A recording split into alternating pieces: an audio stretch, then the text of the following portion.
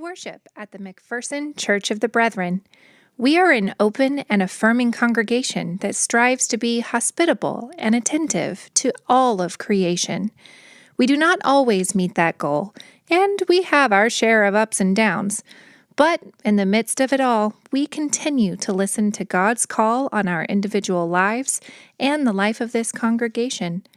We continue to seek to follow Jesus peacefully, simply, together. We're humbled you've chosen to worship with us. Welcome.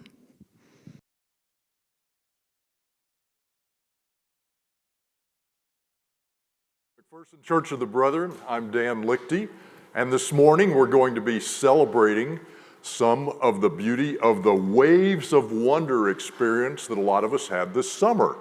So we're going to share one of the songs that we did this summer. And so I'm going to get you started, and once I get you started on your part, then you just keep singing till I cut you off, okay? So it's got 4 parts. Here's group 1, group 2, group 3, and group 4. All right, group 1, you ready? Here we go. Ba-ba-ba-bubbling. Ba-ba-ba bubbling, that's you. Ba-ba-ba bubbling, ba-ba-ba bubbling, ba-ba-ba bubbling. Jesus' love is bubbling over. Jesus' love bubbles in my heart. Jesus' love is bubbling over. Jesus' love bubbles in my heart. Jesus' love is bubbling over. Jesus' love bubbles in my heart. Jesus' love is bubbling over. Jesus' love bubbles in my heart. Jesus' love is bubbling over. Jesus' love bubbles in my heart. Jesus' love is bubbling over. Jesus' love bubbles in my heart. Jesus' love is bubbling over. Jesus' love bubbles in my heart. Jesus' love is bubbling over. Jesus' love bubbles in my heart. Thank you. That was fun. So good morning. I'm also going to say hopeful morning to you. I have an elder of mine that recently said that not every morning is good, but every morning can be hopeful. So that's how she greeted me this week, so I share that with you. Welcome to McPherson Church of the Brethren. I want to extend a special welcome to our friends who are here from Monitor Church and from First Mennonite Church. And also to all those of you who are joining us virtually out there in the world. We're so glad you chose to worship with us this morning and to share some time with us. I want to point out these flowers over here. They're in memory of Ron Freed. So a testament to our grief and also the hope that we have within the gathered community. So today we're going to be wrapping up our summer VBS program, Waves of Wonder. And so for our greeting time, I would like you to find a neighbor or somebody that you want to interact with and share with them what your favorite body of water is and why. So mine is the Gulf of Mexico. I have one of my favorite memories of all time was witnessing the sunrise there with my kids on either side of me and the stillness and the colors just bursting over the horizon. So take a few minutes, greet each other, and what's your favorite body of water and why?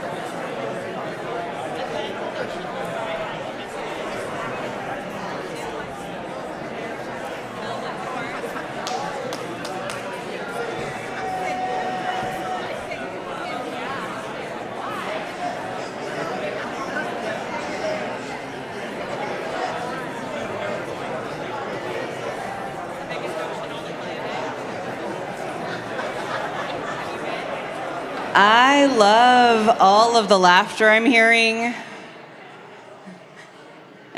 It sounds like you all have a lot of wonderful stories to tell. I hope I get to hear some more of them.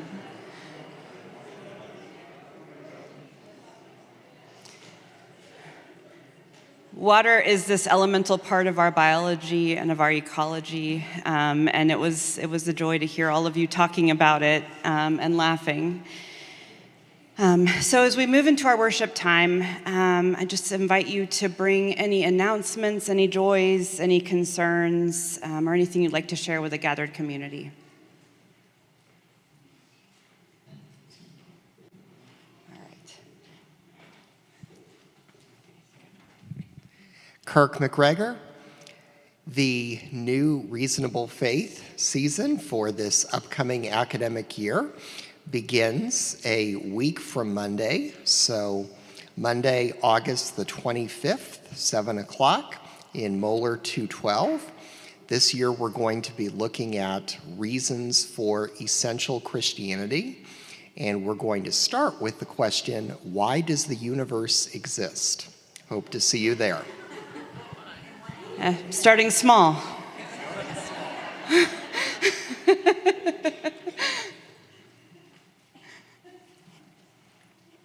I'm just going to come right around to you, my dear.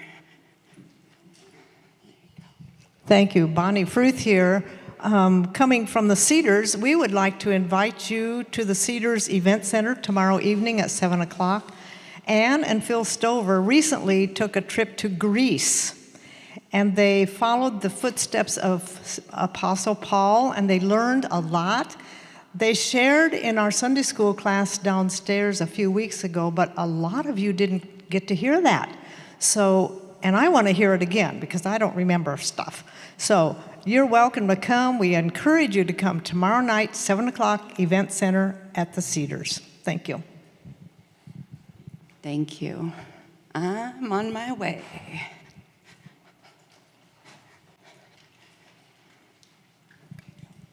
Hi, I'm Carlene Tyler, and this is the last time you have to hear this, but NOAC News is here one more time. I'm getting ready to leave this week because I need to be there a little bit early. And I'd like to take this opportunity to thank all of those of you who volunteered to help me at the information booths.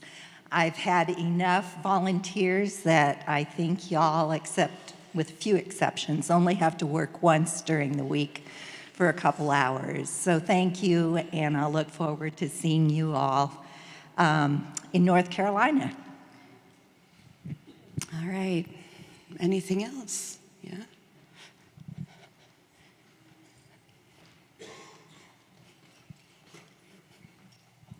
Hello, I'm Beth Versa, and on behalf of the families and the wild children that came with us to family camp, I would just want to thank Ann Stover and particularly everyone who helped with the event. It was so amazing. I had the twins with me, but they weren't really with me at all. I could hear them sometimes down in that valley, squealing and laughing and carrying on. If they'd had black paint and put it under their eyes and they would look like running through the forest, it couldn't have been any better. It was so much fun. Thank you, Ann. Thank you. All right. Good morning. Jerry here on behalf of the youth team. This Wednesday at 6 p.m., we're having our kickoff for the school year. So if you have a student in middle school or high school, please get a hold of me so we can make sure we have enough pizza for you if you haven't already. Senior high parents, this is important that you come to the meeting. It is a National Youth Conference here, and we will be talking about NYC and what we need to do to make sure we get as many of our students there and help the financial side of that. So please be there, 6 o'clock this Wednesday in the church basement. And if you want to have some food, you need to let me know so I can have enough pizza for you. All right. Anything else? Okay. Well, we'll come together for our time of worship, and I just want you all to know that I actually got a little bit of preview of the music, and it is it is a treat. So thank you for being here this morning.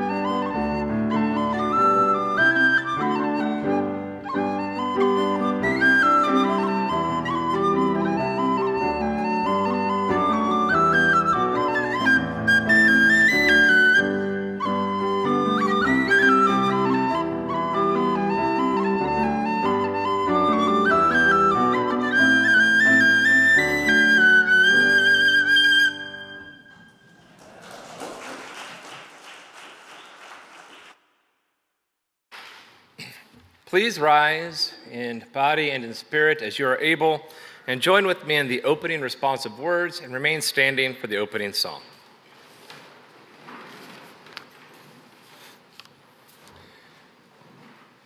The heavens declare the glory of God. The skies proclaim the work of God's hands. Day after day, the heavens pour out speech. Night after night, they reveal knowledge.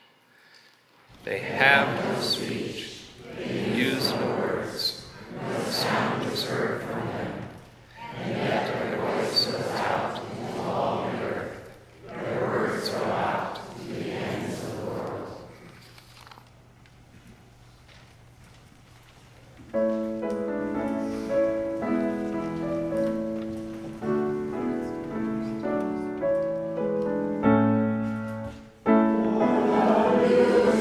All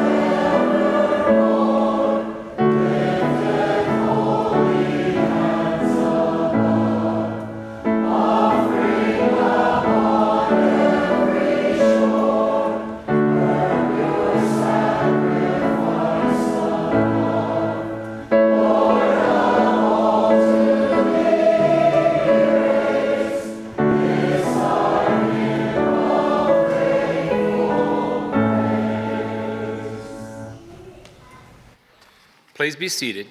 And as you find your seats, will the children please come forward for our children's time as Paul leads us in a brilliant illustration of Jesus walking with us.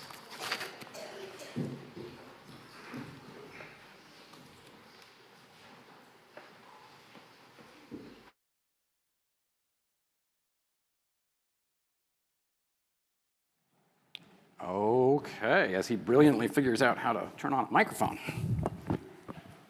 Where shall I sit? Perfect. How are you guys? Good. I have. Babies. These are not. These are actual living creatures.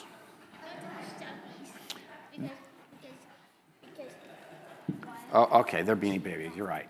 Okay. We're going to pretend for a minute that they're actual living creatures. Okay? Mr. Rooster and Mr. Robin. And they're friends, okay? They're a little bit different. Robin likes to knit, and Rooster likes to sing. And they're both kind of good at what they like to do, but what they like to do together is they like to go on adventures. And one day, they were going on an adventure, and they found an island, a beautiful island, okay? It had all sorts of nature in it, and it was quiet, and the wind was blowing, but it didn't have any water. So they tried different things. They tried drinking the ocean water. Have you ever tasted ocean water? Yeah. It's so bad, yeah. So that didn't work. And then they found some rainwater that had fallen in a puddle, but that tasted muddy and gross, so they didn't like that. Then they saw a little cottage that was on the island, and they thought they'd go up and try the water at the cottage, because surely they had some there. But on the step of the cottage was a cat. And the cat saw them coming and chased after them, and they ran back into the woods. So they're out there in the woods. They're really thirsty. They need some water. And Robin got this idea. He was actually flying around, and he landed on a branch, a big banana leaf up there, and there was some water gathered in the banana leaf.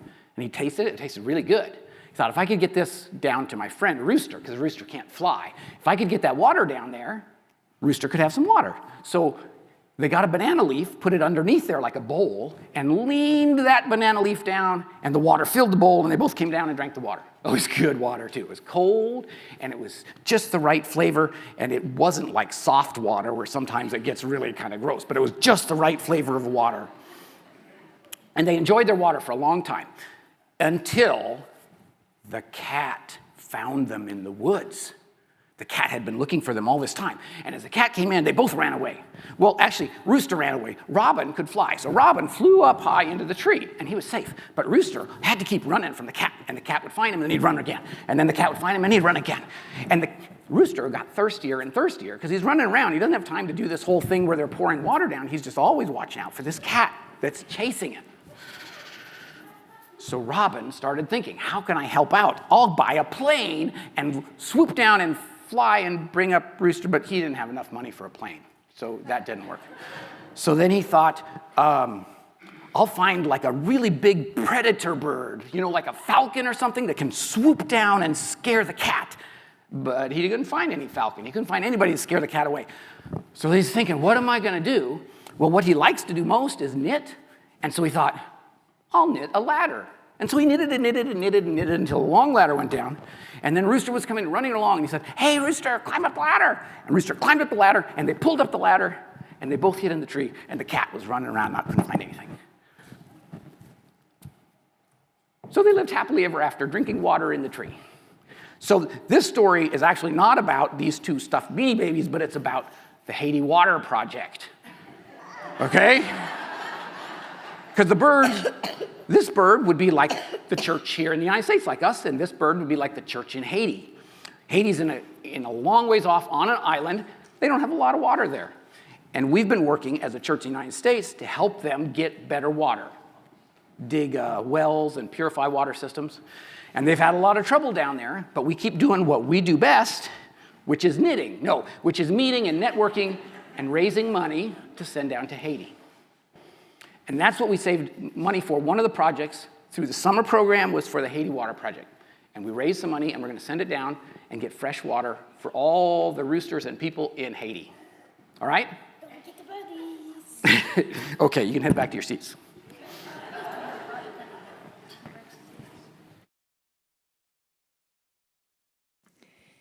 Thank you for your continued financial donations. You may give online at maccob@macbrethren.org. That's maccob@macbrethren.org. If you are worshiping with us in person, you may put your gift in the offering box at the back of the sanctuary or hand deliver your check to the church office. Just push it through the mail slot at the Education Building.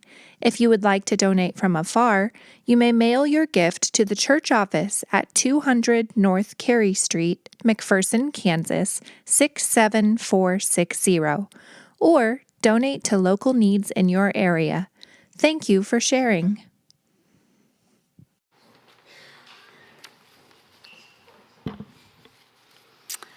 Well, as Paul has introduced you to, we had two projects this summer at our Waves of Wonder. One was local and one was international. Since we met at the First Mennonite Church, it was logical to learn about the Menno Pantry located on the Mennonite Church grounds and to give support to the folk in our community that need help with groceries from time to time. So Amber Stuckey instructed us on how the pantry works, what it is, and who uses it. She gave us a list of the most needed items. Then Lyle Neer built a well. And each time we met, participants brought items on the list to put into Lyle's well. By August 6th, we had filled the well to overflowing. Our international outreach was the Haiti Water Project. Lois Grove provided mugs and designed a calendar for us to use to donate coins each day according to things like water usage. For example, on July 5th and 6th, we were to put 10 cents into our mug for each time that we turned on a faucet. Then on July 11 and 12, the calendar said, fresh clothing each day is a luxury. Put in 10 cents for each piece of clothing that you wore today that needs to be laundered. Then on August 6th, we were to bring our mugs and pour our coins into a water bucket. Then we asked a few people to help count all those coins, which was a big job, right there on the spot. And at that time, we had collected $762.50.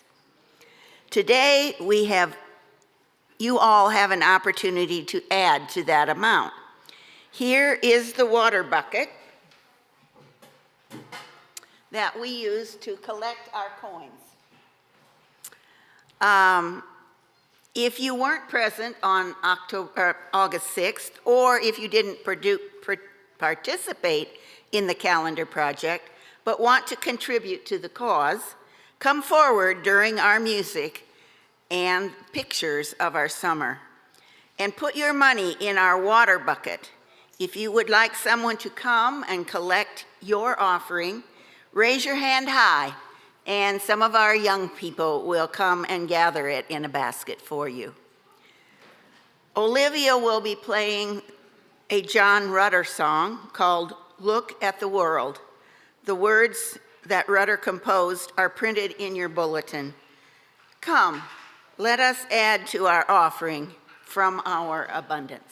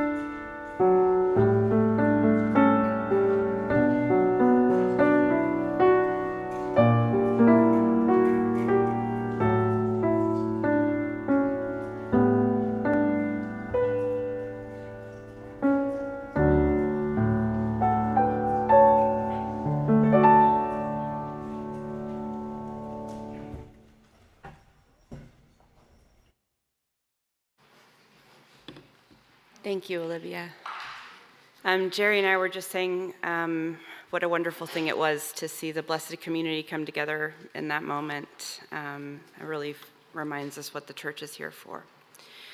I'd invite you to quiet your hearts and listen to today's scripture focus. If you feel like it, close your eyes and bring an image to mind of this story. It's a very familiar one, but it's nice to rediscover it.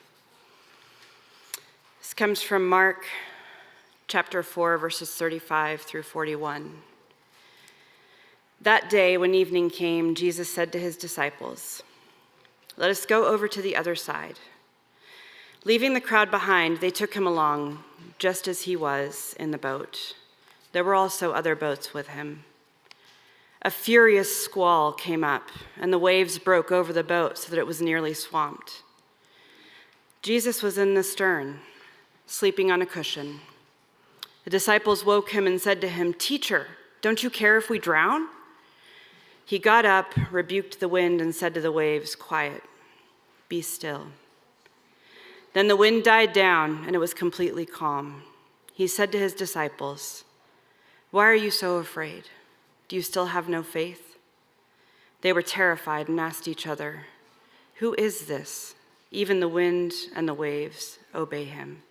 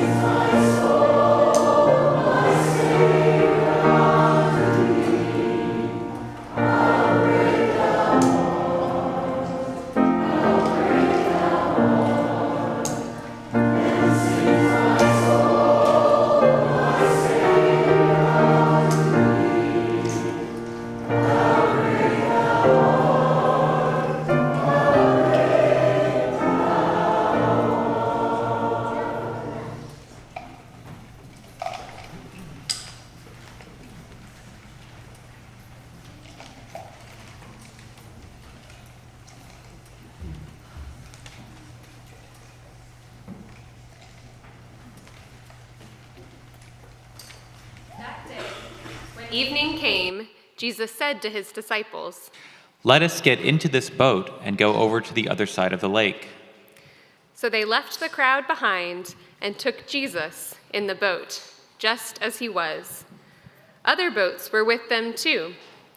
Jesus, tired from teaching, found a cushion and lay down.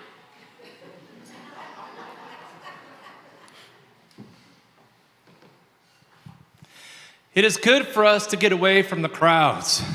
It is so peaceful out here. Wait, is that thunder? Those are definitely storm clouds coming our way. This will be rough. Suddenly, a furious storm swept over the lake. The waves are too big! Bail the water! Grab the ropes, we're going to sink. Jesus in the stern continued to sleep through the storm. We need to wake Jesus up! Teacher, don't you care if we drown?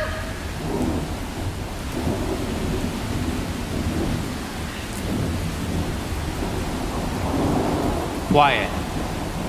Be still.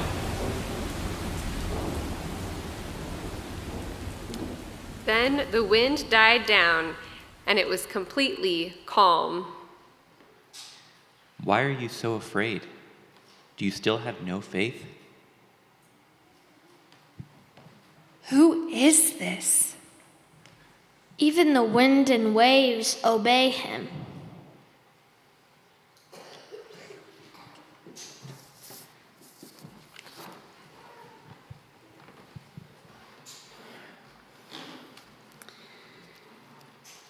So Carolyn asked if I would get up and wrap this up a little bit with some community sharing time.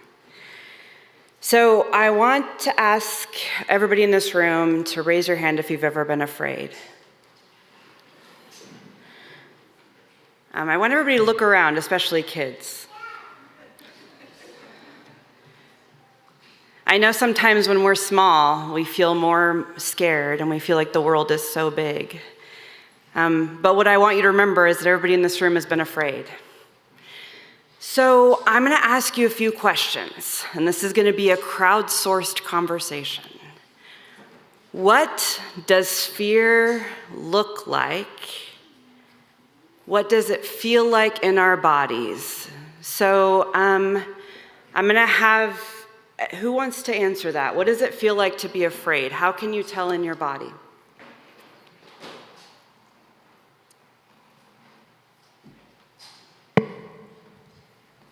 When Malia and I were engaged, we went to Disney, and she dragged me onto the Tower of Terror. And being engaged, I said yes. Post-wedding, that would never have happened. Terror was the feeling of not being able to breathe and feeling like the end was nigh in my world. When we got to the bottom and we looked at the picture, you know, they snap a picture, she didn't know where to look. And I go, oh, I know exactly. It was the one picture where I was had my head in her lap. That was fear.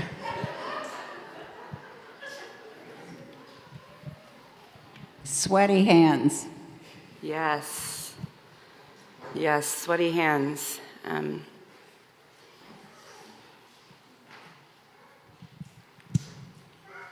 I'll just go post-wedding.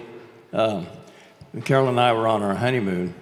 We were going into Kansas City, and it was, we got married in February. February, yeah, that's right. But it was a snowy, cold, icy conditions, and going into Kansas City, just lost control of the car, and it spun. We happened to be on the inside lane of about a 3-lane traffic and hit the barrier, spun around and came back. That brief moment when that car started spinning, I just had an empty feeling in the pit of my stomach and not knowing what was going to happen. Fortunately, it came out good, but that was fear. Yeah. Fear feels like, well, I will tell you right now, my heart is pounding. So fear feels like a racing heart, like sweaty palms.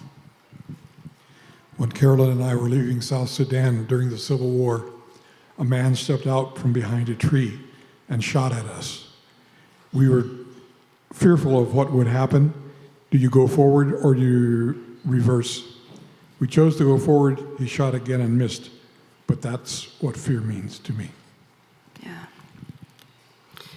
So my next question is this. How does fear affect our mind? What do you notice when you feel afraid?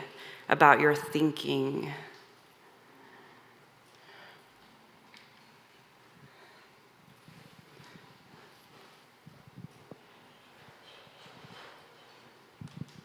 Thinking becomes hyper-focused and not being able to think about anything else but what is right at hand. Yeah. Having a sense of isolation. Yeah, fear is lonely.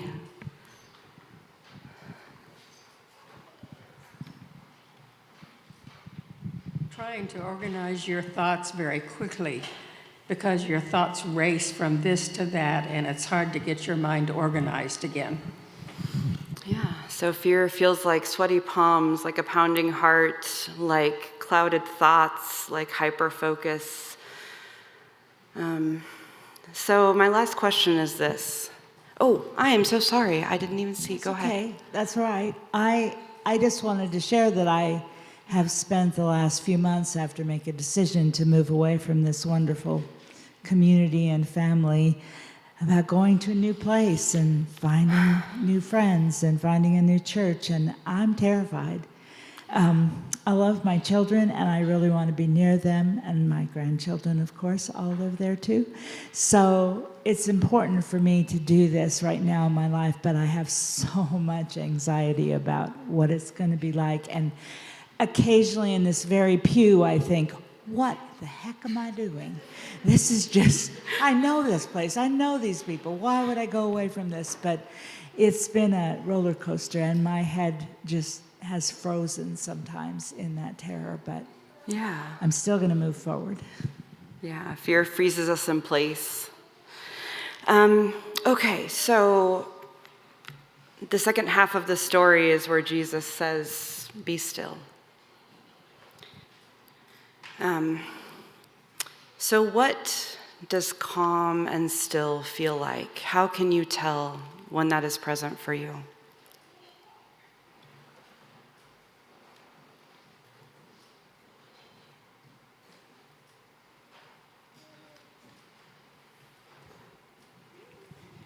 The stress in my shoulders starts to relax.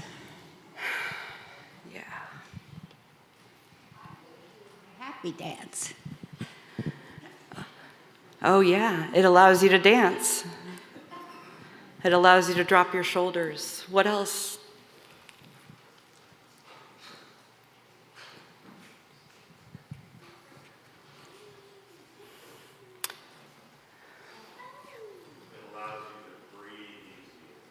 Yep, it allows you to breathe easier. I was thinking about all of that when Jesus stood up and said, "Be still."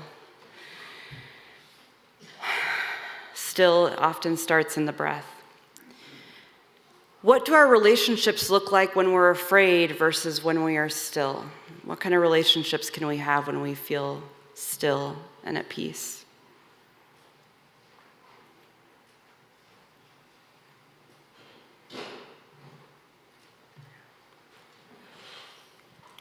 I feel like I'm more open to other people's perspective when I'm more at peace. Yes, we can then stop thinking about ourselves and focus on the needs of other people. Yeah. The thing is that fear tends to tear us apart. Fear makes us look at each other suspiciously. Fear makes us focus on the storm. And then Jesus shows up and says, "Be still."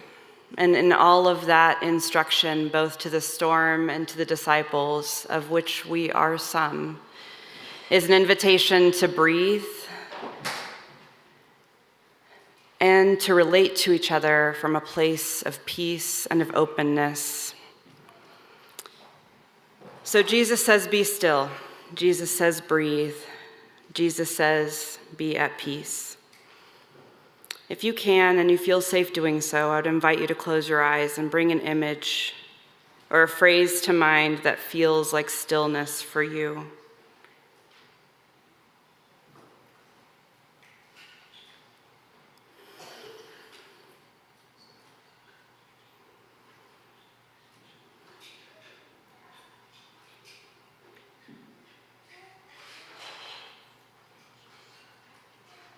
hold that image and anchor yourself there. I don't know what image or thought comes to mind for you. For me, it's what I mentioned earlier. One of my most peaceful images is a sunrise over the Gulf of Mexico, my children on either side of me. And the other thing that feels like peace to me is a prayer from St. Julian of Norwich, a prayer that she wrote many, many, many hundreds of years ago and that I repeat to myself every morning. All will be well, and all will be well, and all manner of things shall be well.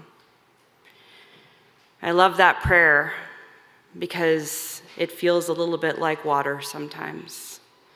It rolls through my mind with a steadiness and keeps me centered and reminds me how important it is to accept that invitation to be still, to be calm, to have faith, and to know that Jesus is present. I'll invite you to come and we can sing our final song, and that will be our prayer together.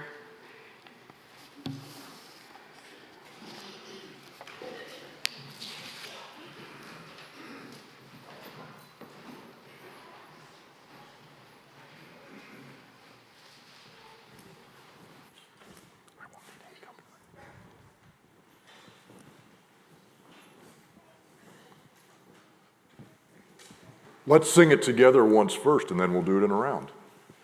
Go now in peace, go now in peace. May the love of God surround you everywhere, everywhere you may go. Now the men will start with me, and we'll sing it 1.5 times.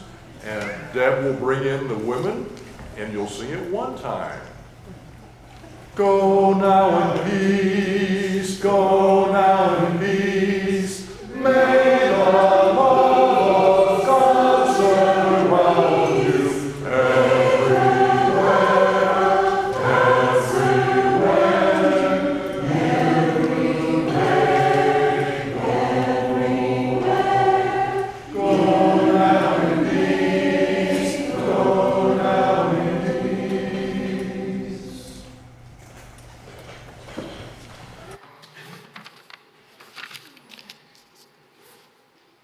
Receive these sending words, and please remain seated for the sending music. Our story today has taught us that Jesus is with us when we are afraid. Jesus is someone who can and will act to calm the chaos and to bring us peace. In a world where storms of all sorts rage around and against us, this is the Jesus we deeply need. The good news is that Jesus is with us in the physical storms of life and when times get stormy or when other sad or scary things are going on around us. Whether you are feeling calm or stormy inside, friends, God is with you. Go with this assurance. Go in peace. Amen.